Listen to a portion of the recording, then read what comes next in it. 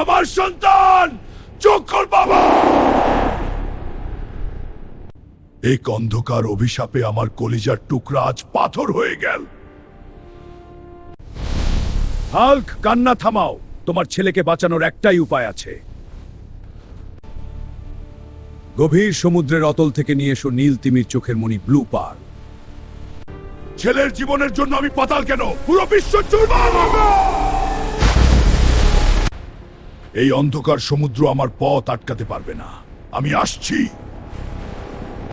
ওই তো দেখা যায় সেই নীলমণি, ওটাই আমার ছেলের জীবন। এই মাছ, তোর চোখ আমাকে দিয়ে দে, নয়তো তোর এই গুহা আমি গুড়িয়ে দেব।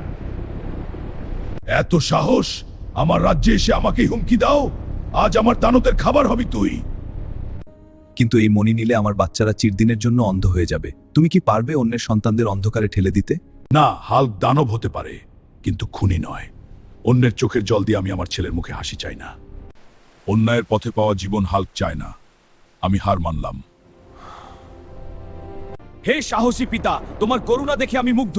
এই মুক্তটি নিয়ে যাও, এটাই তোমার ছেলেকে বাঁচাবে। ফিরে আয় বাবা, দেখ তোর বাবা তোর জন্য কি এনেছে। মনে রেখো বাবা, গায়ের জোরই সব নয়, সত্যের পথে চললে প্রকৃতিও সাহায্য করে।